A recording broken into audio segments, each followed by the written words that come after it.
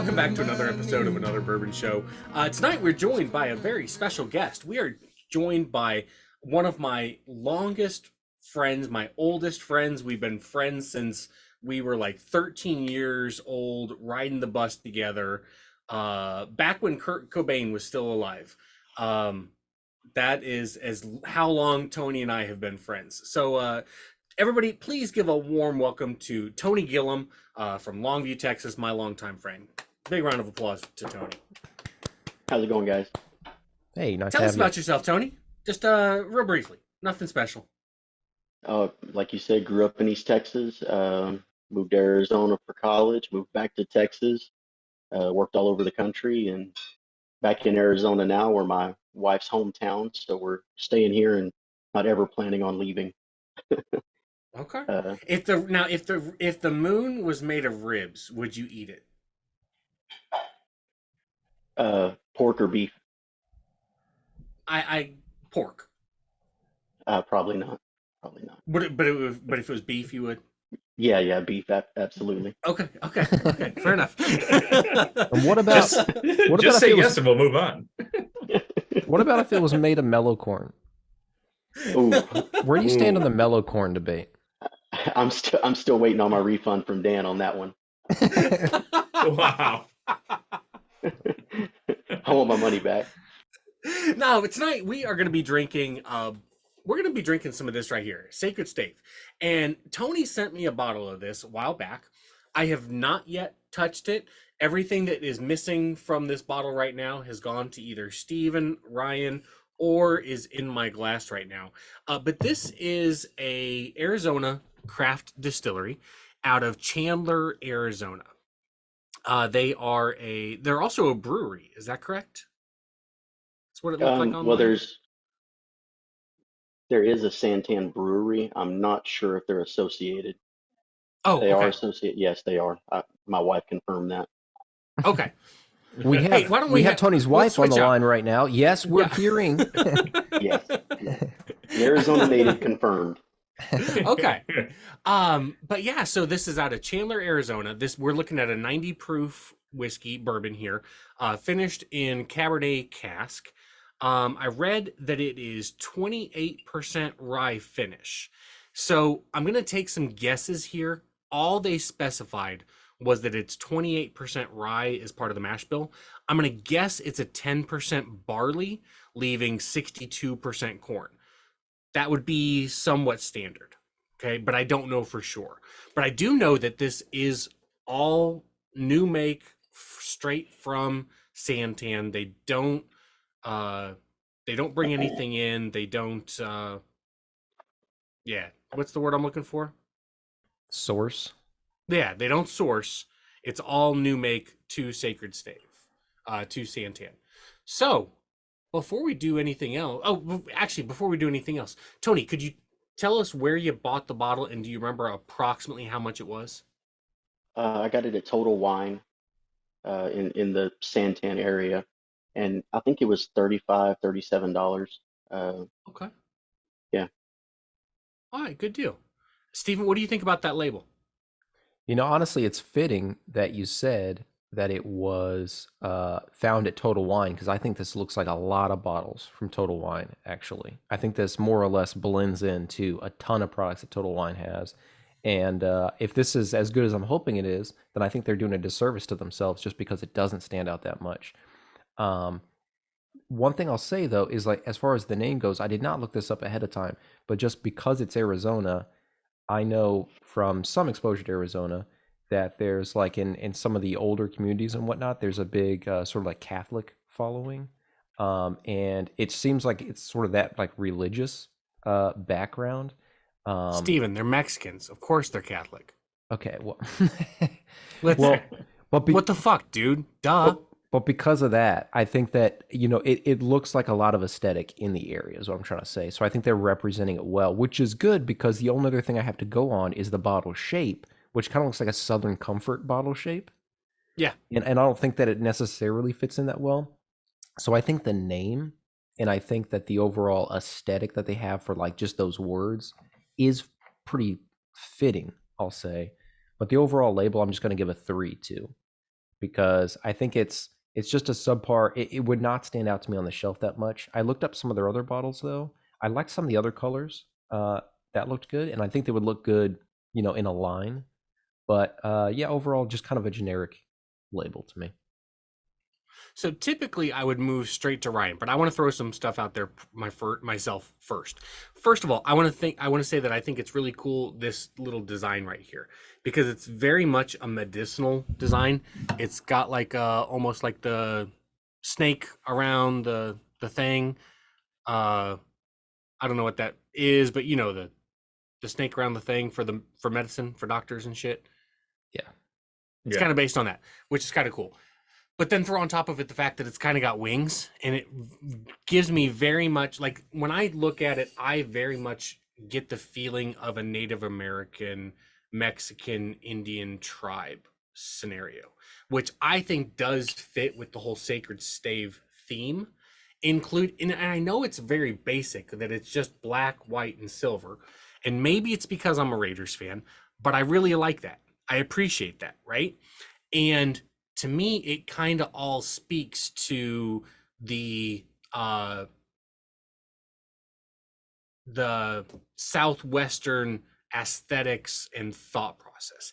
I do see where you're coming from with it, Stephen, that it doesn't really stand out, but I think from my perspective, a 3 might be a little bit low, but that's just my personal opinion. Ryan, what are your thoughts? I've only been in Total Wine twice, because we only have the one in Illinois. There's none in the Chicago area.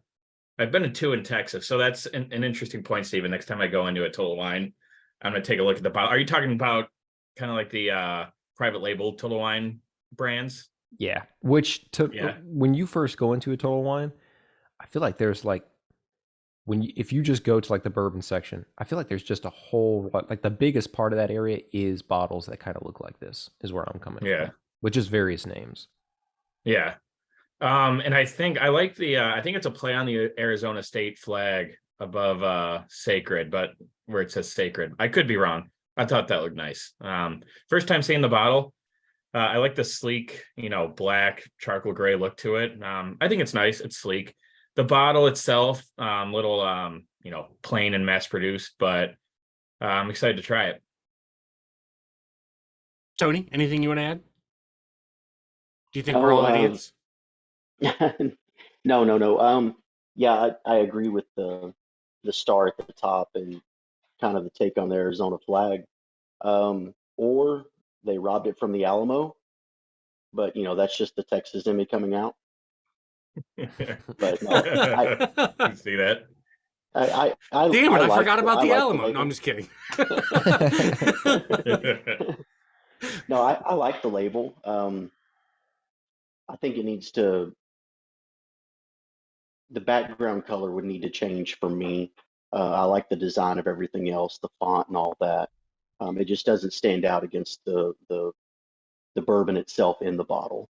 It kind of fades into it, the tone. But is that a synthetic cork in it too? It is. Yeah, I feel like that. I like when companies put a little wrap around that so you can't tell it's a synthetic cork when it's sitting on the shelf. I just think synthetic corks, though they have a purpose, obviously, and they don't break as often as the other ones, but they do look a little cheaper than the regular ones. But they do their job better. They do. So I agree. So put the aesthetics aside. Now, something that I didn't share with y'all earlier is, Tony, you finished your degree as a graphic designer way back in the day, right? I did, yeah. So, Stephen, you can take your little label readings and shove them straight up your ass, because we got an actual graphic designer here. So, all right, just I'll put do that. out there. I'll take my verbal reviews and I'll shove them up my ass, Dan. Please do. Got it. Please do. Please do. Now, here's the part I want to get. I'm excited about. I want to smell this and I want to drink it, because everything I read about it was very positive. Like, I spent maybe 20 minutes reading up on it, and all of the reviews were really positive. So I'm excited to give this a try. So what do you say we dive in? Maybe because it was all the negative reviews were shoved up somebody's ass. That's maybe possible. I don't know, but I like the nose. Yeah, nose is really light, but Cool. it's sweet and nice. A lot of cherry. Yeah. Like very fruity, a lot of sweetness, like you said. Not getting anything that's like really shockingly surprising. But yeah, it's very pleasant nose. Maybe some clove in there. I know we got a clove fan on our hands, and Ryan. Damn right, dude. All right, cheers, Well, guys. I'm gonna sit. Yeah, cheers. Cheers. Tony, anytime you want to speak up, just tell one of us to shut up.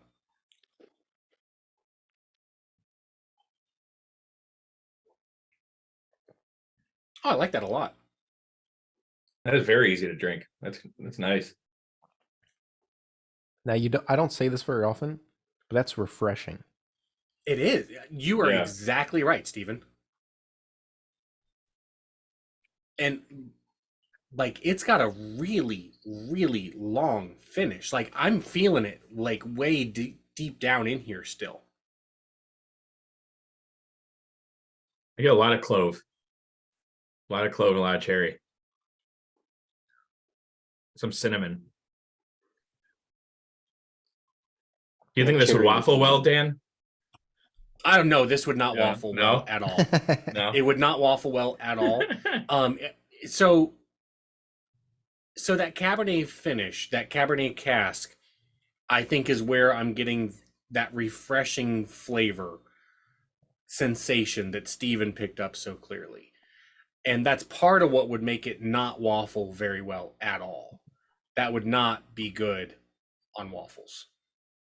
But in a glass, it tastes goddamn good. It's very light. It is.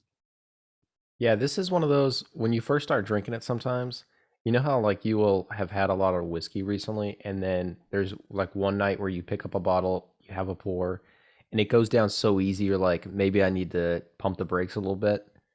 That was my first thought here.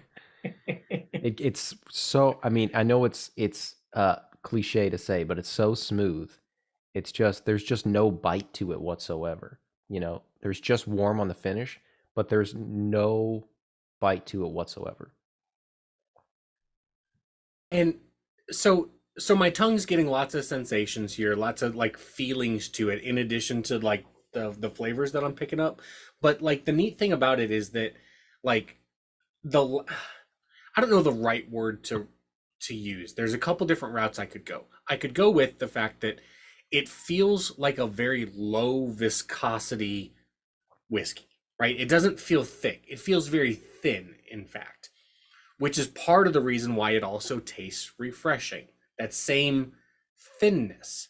But I don't want to discount the flavors that you get either, right? Because I'm picking up a bunch of really interesting flavors. Like I could almost call it one of them like a grapefruit flavor almost. But I'm getting a lot of different like fruit characteristics. But my very first sensation, when I first took a sip, the very first flavor I got, I would refer to as a musty type flavor. And I don't know if that's also from that grape, like you know how wines can have like a musty sensation to them. Maybe that's where that's originating too. I don't know, but I mean, I like it. Every aspect of it, I like it. Tony, what do you think? This is my first time trying it also. Yeah, I really like it. It's the afterwards leaves you thirsty, leaves you wanting more of it to me. That's what I'm getting out of it. But very fruity, sweet. Definitely smell the cherry in it a lot and pick up that flavor. A little bit of vanilla in there also. Yeah, I really enjoy it. I was about to say that I think this is one you bring up if you're having a bonfire or something like that, having a little get together. You break this out. This is one of those classic ones that I think we've brought this up with several bottles. It's like it just stands out to you, and you're like, "Oh, that's a get drunk with your friends one." And this one is one of those. This one you wouldn't get tired of 4 glasses in, Or a whole bottle in. or a whole Or bottle. a whole bottle. So kind of like piggybacking off of what Steven just said, I feel like this could also be like a female favorite wine, whiskey choice. There's as well. probably a lot of overlap there, honestly. Yeah, like because it's got. Yeah, you can call me sexist if you want to, because maybe this is a little bit sexist. It's not. That's not the intent. Whereas Ryan so often that is his intent. My intent here is to say All right, is all right, Dan. Let's speak for women. All right, dude. yeah. Let's do it. Let's do it. We're just gonna generalize, but I do feel like on an honest note, I could see this being something that of a female who is newer to trying whiskey or bourbon, I could see this appealing to them because it does have a lot of characteristics that are like borderline between the wine and the whiskey. And like I know this was finished in a Cabernet cask.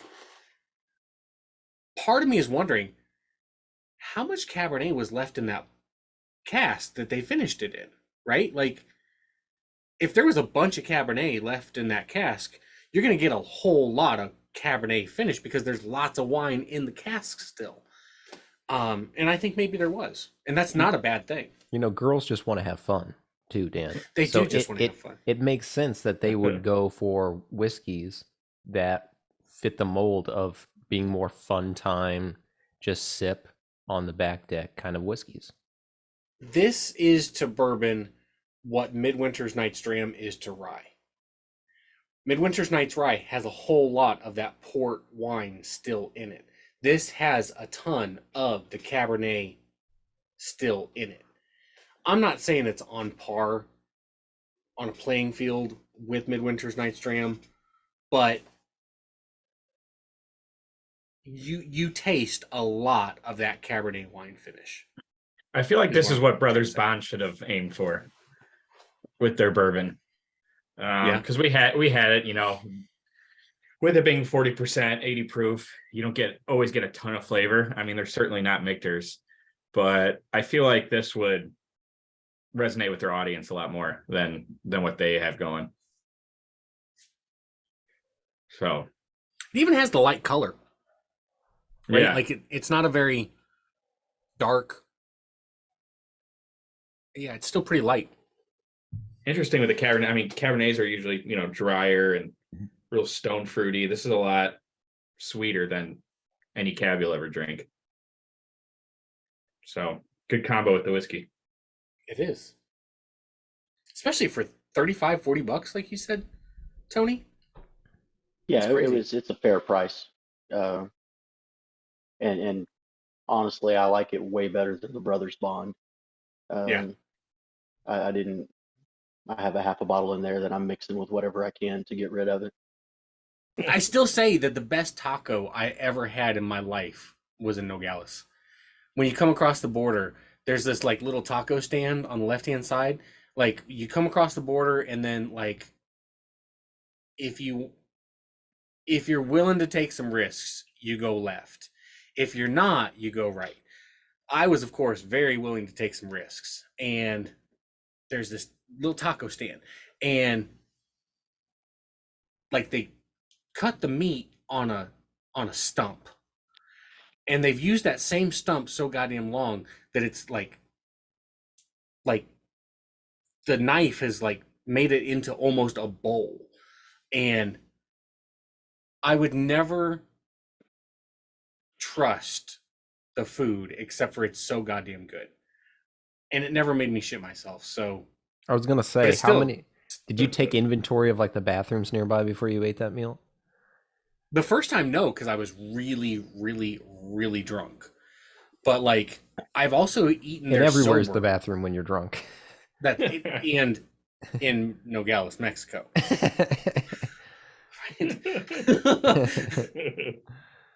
But yeah, I had one of the best meals of my life in Gilbert, Arizona, actually. At a like there was like I can't remember the name Waffle of the House? place. No. It's Although that too, but I've been it's been too long, but it was some like farm like restaurant in Gilbert. I don't remember the name. I know that's not Um, much to go off of. But I was just saying, like, there was good food in Gilbert too. was And it primarily a burger place? I think it was. Joe's Farm Grill. I'll have to look this up. I'm trying to look at pictures of the place. They Joe's probably have FDA certificates proving that it's healthy. It probably gets inspected on a regular basis. Lane. Oh, yep, this is the Boards. place. This is the That's place. it. Yep. Tony nailed it. Yep. That's some good food. Good job, Tony. Yeah. It's the one they're- reason we wanted you on the show. You can log off now if you want to. See ya. All right. What do you say we rate this one, Rich? Let's do it. Do it. All right. I'll go first. I'll bite the bullet and go first. I'm gonna go with a 7.6. I thought it was very refreshing. I thought it's got a lot of like really interesting characteristics. Somewhat complex, but you can also just sip it and enjoy it because of that refreshing aspect to it. Nice warm finish that you can feel all the way down to the bottom of your chest, and it just sits there for a little bit. I can't go higher than a 7.6 though, because it doesn't like pop, if you know what I mean. Like, it's refreshing, it's clean, it's enjoyable. I could certainly have another glass, and if you saw how full this glass was when I started, I could have another glass, no problem. But it just doesn't pop enough to go higher than a 7.6 for me. But it's very enjoyable, and for $35, holy shit, it's great for $35. Yeah. So yeah, 7.6. If you see it, if you have access to it, grab it off the shelf. You'll enjoy it. 7.6. I can go next. Oh yeah, it was really good. You know, the sweet that clove and vanilla caramel. I mean, it had all the right notes, and I think this is one of the first whiskeys I've had that's been aged in a Cabernet cask. Usually everything's been like port or sherry or rum casks, the big one. I think Thomas More is a brand I sell that has whiskey aged in different wine barrels. I personally haven't had those.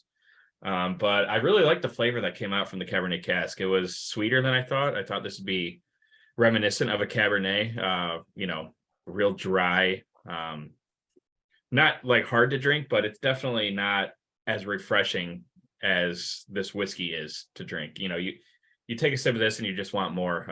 All the flavors I think really hit home, but it was on the finish just missing a little bit of that pop that you mentioned, Dan. I'm gonna go with 7.8. Still really good. And if you see it on the shelf, I'd definitely buy a bottle. I'll do a 7.9. I really wanted to give this guy an 8 so badly, but I just couldn't justify it ultimately. So I'm going to give it as close as I can, though. I think that it's, like I said, it's refreshing, which is unusual for whiskey. I don't normally say that about whiskey, even though I enjoy it. There's just a quality to it that's just really easy to sip, but it still is worth sipping. It's not just a completely vapid experience. It's pretty flavorful. Like Dan was talking about earlier, you get that burst of flavors. It's almost as if you took like a Skittles bag or something like that, and it's not like it tastes like Skittles, but it's like when you take a Skittles bag and you just like dump it in your mouth and you get a bunch of those flavors at once. It's kind of like that in that, okay, there's that individual flavor, there's that individual flavor, and they mash up, but they don't necessarily do it harmoniously.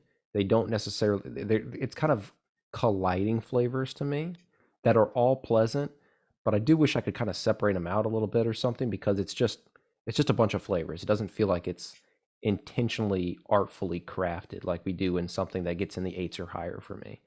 That said, as I've said already, great one to drink. I would drink it any time though. So 7.9. Cool.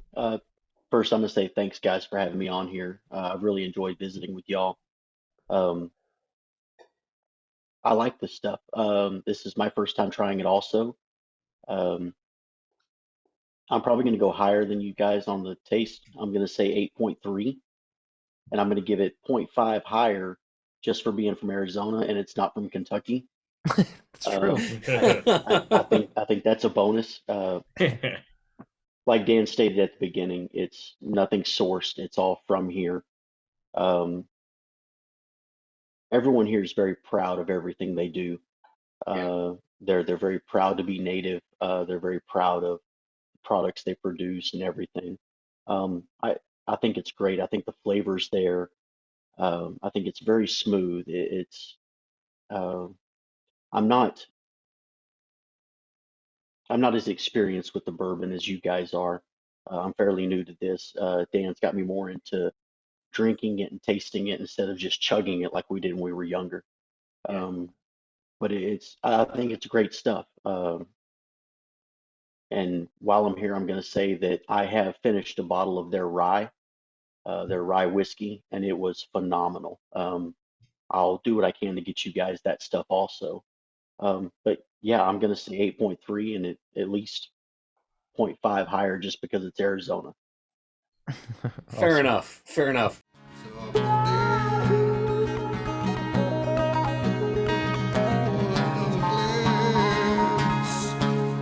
Another brother show. Another brother show. Another brother show.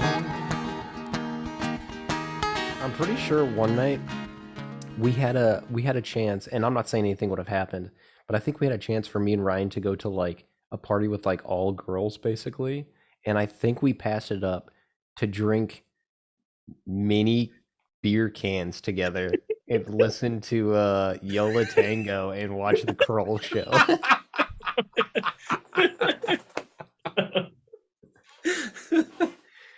Why be disappointed, dude? Let's just walk away from the situation.